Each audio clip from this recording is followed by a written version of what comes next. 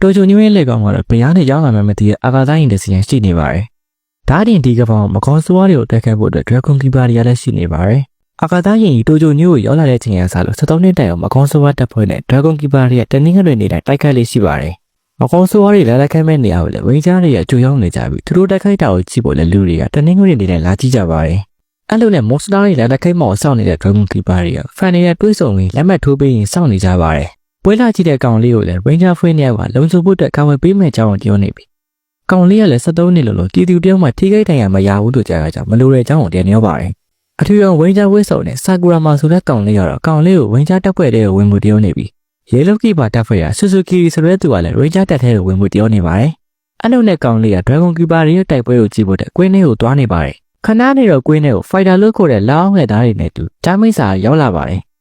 တိုက်ခိုက်ဖို့ကွင်းထဲကိုရောက်လာတဲ့လူဆိုးတွေကိုလည်းလူတွေကဘူးတွေအမှတ်တွေနဲ့တည်ပြီးကြိုးစိုးနေပါတယ်။လူဆိုးတွေကိုတိုက်ခိုက်ဖို့အတွက်မင်းသား Dragon Keeper တွေလည်းရောက်လာပြီး Ranger ရိုးရရနောက်ကနေရောင်စုံမှုတွေရောပေါက်ပွဲသွားပါတယ်။ Fighter တွေကလည်းပွဲလာကြည့်တဲ့သူတွေကိုတိုက်ခိုက်ပြီးသူတို့ကလည်း Ranger ပုံစံတွေနဲ့တင်တိုက်ခိုက်ပါတယ်။ဂျာမွန်စတာလည်းလက်မှန်လျှက်စီးတွေဆိုပြီးတိုက်ခိုက်လိုက်တာကြောင့် Rocky ပါအဝေးကိုလွင့်သွားပါတယ်။ Green Keeper လည်းသူ့တဲ့နှစ်ဆလောက်ရှိတဲ့ကြောက်တုံးကြီးနဲ့ဂျာမိတ်စာကိုပြစ်လိုက်ပါတယ်။ကြောက်တုံးပြီးတော့မှဂျာမိတ်စာမတင်ညှို့ဖြစ်တာကြောင့်ပြန်ရှင်းလာပါတယ်။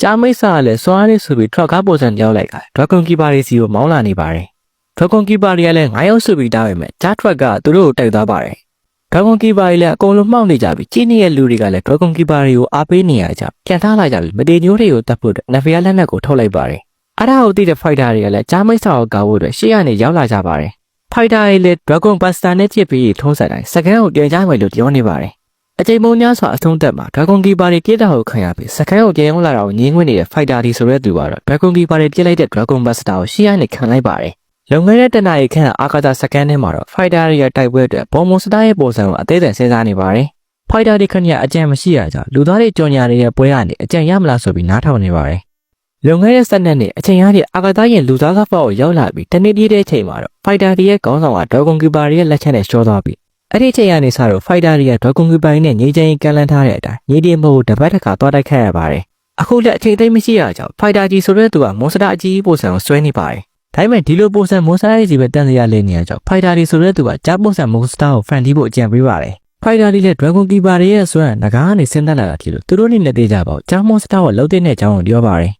Channel Fighter တွေကတိုက်ပွဲစတွေကဘလို့ပုံစံနဲ့ရှုံးရမယ်ဆိုတော့စဉ်းစားနေရကြောင်း Fighter တွေလည်းသူတို့က Dragon Keeper တွေကိုနိုင်မယ် Monster ကိုဖန်တီးတဲ့အကြောင်းနဲ့သူတို့ရဲ့ကောင်းဆောင်တည်သွားမယ်ကဘာကိုသိမ်းမိုက်မှဆိုတဲ့ရည်ရွယ်ချက်ကိုသူတို့ကပဲဆက်လုပ်တဲ့အကြောင်းကိုပြောပါတယ်။ Fighter တွေကအကြီးကြီးတွေပြောနေပေမဲ့ Channel Fighter တွေကတော့သူ့ကိုဝိုင်းနေပါတယ်။မှန်တာပြောရင်ရွာတီအောင်ဆိုတဲ့စကားတိုင်း Fighter တွေကိုအဝေးကိုခဏပို့ထားလိုက်ပါတယ်။လဲကျနေတဲ့ Fighter တွေကတော့တခင်ကြီးဖြစ်သူ Fighter အကစကားလာပြောပြီး73နှစ်နဲ့သူတို့ကဝင်းကြိုင်းနဲ့ဘွေးတစ်ထောင်လုံးတိုက်ခဲ့ပြီးတစ်ထောင်လုံးရှုံးပြီးပြီလို့ပြောတာကြောင့် Fighter တွေလည်း998ကပဲတက်ရသေးရပါလို့ပြောပါတယ်။ Fighter အလက် Dragon Keeper တွေကသူတို့ကိုမွန်စတာလို့မတတ်မဲ့လေသူတို့ကတော့စာကြောရတနင်္ဂနွေနေ့နေဒီကိုတိုက်ခိုက်ရမှာပဲလို့ပြောပါတယ်။ဒီဘက်ရဲ့ဘော်မွန်စတာကိုတော့ Fighter ဆက်က Ranger တွေပေးထားတဲ့အစားအကိုကြည့်ပြီးပုံစံပြောင်းလိုက်ပါတယ်။ Fighter တွေမှာသူတို့တစ်ခါပဲတွေ့ဘူးသူဖြစ်နေတောင်မှအဲ့ဒီရောက်တေချာမှတ်မိနေမယ်ဆိုရင်သူတို့ကအဲ့ဒီပုံစံကိုပြောင်းနိုင်ပါတယ်။ Fighter အလက်တီကိုအရင်တစ်ခေါက်သူတက်ခိုက်တုန်းကသူသားကောင်လေးတယောက်ကသူ့ကိုစူးစမ်းထားလို့အော်ပြောတဲ့အကြောင်းနဲ့ဘာသူ့ကိုပြောရဲဆိုတော့တေချာမသိပေမဲ့သူတို့ကအသက်ရှင်မှုတဲ့ Ranger တွေစီမှာအပတ်တိုင်းအရှုံးခံမှာပဲလို့ပြောပါတယ်။လက်ရှိချိန်မှာတော့ Dragon Buster ရဲ့လက်ချက်နဲ့ Channel Fighter တွေကခံတဲ့ကိုတက်သွားပေမဲ့ Fighter တွေကတော့ကျန်နေခဲ့ပါတယ်။အကြောင်းကတော့ Dragon Buster ဆိုတ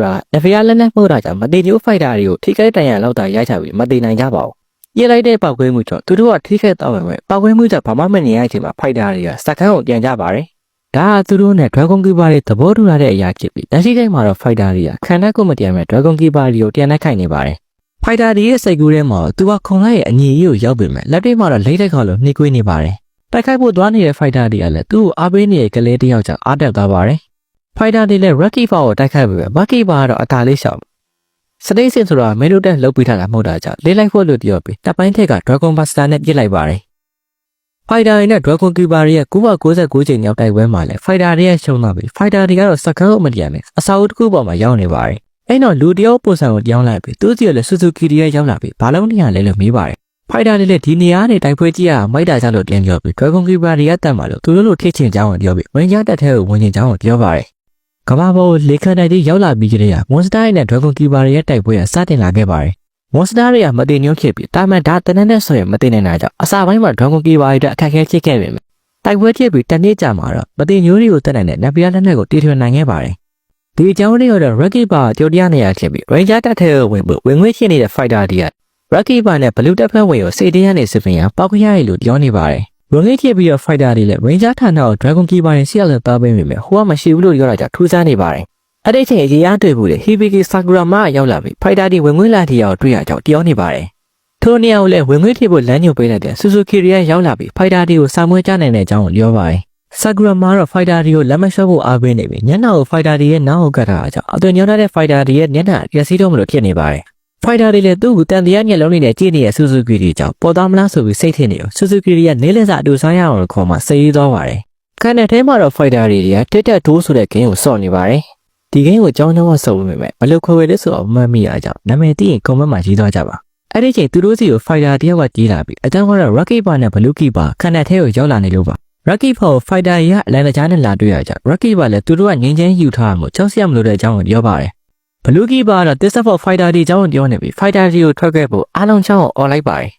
fighter A လည်းဒီကမနေကလေးကမရောက်သေးတဲ့အကြောင်းကိုပြောပြီး Blue Keeper ကတော့ fighter တွေဖွတ်ထားတယ်လို့ထင်နေပါတယ် fighter တွေ This for နဲ့ပတ်သက်ပြီး Blue က fighter A ကိုအပြေးပေးဖို့လုပ်နေရကြ Rocket တားလိုက်အပြစ်ရှိရ fighter တွေတော်တဲ့ဖြစ်တဲ့အကြောင်းလေသူတို့ကလည်းငါတို့လို This ဖောက်ခံလိုက်ရပဲလို့ပြောလို့လက်ခံလိုက်ပါတယ်Blue က fighter A ကိုဒီပြန်ရောက်လာရင်တရင်ပေးဖို့နဲ့ Rock ကလည်းဒီနေရာကိုအဆောက်နေနဲ့ Blue Keeper တပ်ဖွဲ့တွေကလူနှစ်ယောက်ကိုထားခဲ့ပဲအကြောင်းကိုပြောပါတယ်။အဲ့ဒါကိုမကျင်တဲ့ fighter စီကထားပြီးတော့ဆန္ဒပြနေရအကြောင်း fighter တွေကတားနေရပါတယ်။ fighter စီက Rock Keeper နားကိုသွားပြီးဆန္ဒပြနေတော့ Blue ကခေါင်းကိုတိုက်ခတ်လိုက်တဲ့အကြောင်း A ကတောင်းပန်လိုက်ပြီးလိုက်နိုင်ပါမယ်လို့ပြောပါတယ်။ Rock ကလည်းအားနေတဲ့သူကတန်မာတဲ့သူပြောတာကိုနားထောင်တဲ့အကြောင်းကိုပြောပြီးတက်ဆောက်ဖို့ရင်တုတ်တင်တာကိုခံရမယ့်အကြောင်းကိုပြောပါတယ်။ဒီမှာတော့ fighter တွေပောက်ကွက်စားထရဲ့ပုံ Sakurama နဲ့ Suzuki တွေရိုက်ကြည့်ပြီးထူးဆန်းနေပါတယ်။ fighter တွေက Dragon Keeper တွေနေတဲ့နေရာကိုမင်းနေတာကိုတွေ့ကြတာ Suzuki လည်းသူတို့ကအမာနိုကာဝါညို့ပေါ်တက်ဆိုင်တဲ့အပိုင်းတွေစီမှာရှိတဲ့အကြောင်းကိုပြောပါတယ်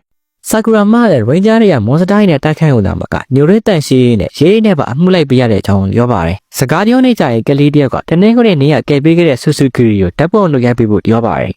်ဓာတ်ပုံရိုက်ပေးခဏနေတော့တာဝန်ကျန်လို့ရမှာကိုထွက်သွားကြပြီး Sakurama ကြောင့် Suzuki ရဲ့ Rocky Bar စီကိုစားသွားပေးရမှာကိုသိသွားပါတယ်Fighter တွေကလည်း Sakurama နဲ့ဓာတ်ပုံရိုက်ခဲ့တဲ့ကလေးကိုခေါ်ပြီးအသွင်ညောင်းမှုတဲ့ Sakurama ရဲ့ပုံဒေတာကြည့်နေပါတယ်။ကလေးလည်းသူ့နားမှာရှိနေတဲ့သူကရုပ်တရက်ပုံစံညောင်းသွားတာကြောင့်လက်မေကိုထွက်ပြေးသွားပါတယ်။ Rocky Bar စီစောက်သားပေးနေတဲ့ Suzuki စီကိုလည်းအယောင်ဆုံး Fighter တွေက Sakurama ပုံစံညောင်းပြီးတော့လိုက်လာပါတယ်။ Fighter တွေက Rocky Bar နဲ့တွေ့ရင်တိုက်ခတ်ဖို့အတွက်ဓာတ်ကိုလက်ထည့်လာပြီး Suzuki စီကနေစာအုပ်ကိုယ်တိုင်ပေးလို့ရမှာဆိုပြီးတောင်းလိုက်ပါတယ်။ Suzuki လည်းခန္ဓာထဲကိုဝင်ဖို့အတွက်ငလုံးကိုစက္ကန့်ဖတ်လိုက်ပြီးအဲ့လိုနဲ့အထဲကိုရောက်တော့အကုန်လုံးကနေရာဝက်စုံတွေဝက်ထားအောင် Fighter တွေကဘာသူက Rocky Bar အစဲလေးဆိုအောင်မသိဖြစ်နေပါတယ်။ Sakurama ကိုလည်း Tokita လို့ခေါ်တဲ့တယောက်ကလာစနေရကြ Rocky Bar ကိုစာပေးရမှလို့ပြောပေမဲ့ Tokita သူက Rocky Bar ပဲလို့ပြောတာကြောင့် Fighter တွေကြုံသွားပါတယ်။ Fighter တွေတိုက်ခိုက်ဖို့ဓာတ်ကိုထုတ်နေတော့ Suzuki တွေက Tokita တတိယစီတပ်သားဖြစ်တဲ့အကြောင်းကိုပြောပါတယ်။ Tokita Fighter တွေရဲ့လက်ကိုအားနဲ့ကင်ထားရကြောင်း Fighter တွေလည်းတရုတ်မှန်ပေါ်သွားမှဆိုတော့ကြောင့် Tokita ကိုထွက်သွားအောင်စကားတွေပြောနေပါတယ်ဒါပေမဲ့ fighter တွေကအလွဲကြီးပဲလုံနေရကြောင်းဂျာရီကနေ Suzuki တွေကဝင်ဖြည့်ရှင်းပင်းလိုက်ရပြီးစာအိတ်ကိုလည်းအနာဂတ်က Rocky Bar စီကိုပေးခဲ့မယ်လို့ပြောတာကြောင့် Tokita အကျဉ်းနဲ့သွားပါတယ်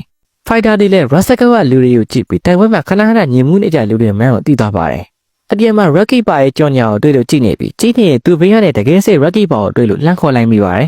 Rocky Bar နဲ့ fighter တွေကဘာမှမပြောကြပဲကြောင်ကြည့်နေကြပြီးကြားလိုက်ရင်အခြေအနေမကောင်းတာကြောင့် Suzuki တွေက fighter တွေကိုထွက်သွားဖို့ခေါ်နေပါတယ်Fighter တွေကလည်း Rocky Bar ကိုအတဲတဲ့တနင်္ဂနွေနေ့ပွဲကြရင်ဂယုဆိုင်ဖို့ပြောပြီးထွက်သွားပါတယ်။အတင်ရောက်တော့ Suzuki တွေက Fighter တွေရဲ့အိတ်ထဲကနေဓာတ်ကိုပေးဖို့ပြောပြီး Fighter တွေကလည်းရောင်ပြီးပေးမိရကြ Suzuki တွေတိုက်ခိုက်တာကိုခံရပြီးတရုတ်မှန်ပေါ်သွားပါတယ်။ Suzuki တွေလည်း Fighter တွေကိုဒီနေ့တက်လို့သူသာကာဝင်ပေးမနေဘူးဆိုရင်မင်းကတင်နေတော့ပြီလို့ပြောပါတယ်။ Fighter တွေလည်း Suzuki တွေကိုတိုက်ခိုက်ပေမဲ့ခဏခဏခေါင်းထဲခံနေရကြတာရှော့လိုက်ပါတယ်။ Suzuki တွေလည်းသူနဲ့တူလုံးလုံးမယ်ဆိုရင် Ranger တွေကိုဘလို့နိုင်ပြမလဲဆိုတော့တင်ပေးမယ်ကြောင်းနဲ့ပြီးရဲ့အတူ Ranger တပ်ဖွဲ့ကိုထင်စီးကြမယ်လို့ပြောပါတယ်။အဲ့ဒီချိန် Sakurama ရောက်လာကြ Fighter တွေကပုံစံညံပြောင်းလိုက်ရပါတယ်။အမှန်တော့ Sakurama မွန်စတာတစ်ကောင်ပေါ်လာလို့လာခေါ်တာဖြစ်ပြီး Suzuki တွေစကားပြောနေချိန်မှာတော့ Fighter တွေကထွက်ပြေးသွားပါပြီ။မြေဒီပုံကိုစဉ်းစားတဲ့သူကတော့ Fighter ရဖြစ်ပြီးသူ့ကိုလည်း Rasaka ကလူတွေကလိုက်ဖမ်းနေကြပါတယ်။ကန်ဆိုးကျင်တော့ Fighter က Rocky Bar နဲ့မှတိုက်တိုးနေပြီး Rocky Bar လည်းတိုက်ခိုက်ဖို့အသွင်ရောက်လိုက်ပါတယ်။ Rocky Bar လည်းသူပြောတဲ့အတိုင်းတစ္ဆာပေါင်းရဲ့တရားမယ်လို့ပြောပြီးမသိညိုးတွေကိုတက်လို့ရတဲ့ Nafia လက်နဲ့မင်းတကားတွေကိုထုတ်ပြီးတိုက်ခိုက်ပါတယ်။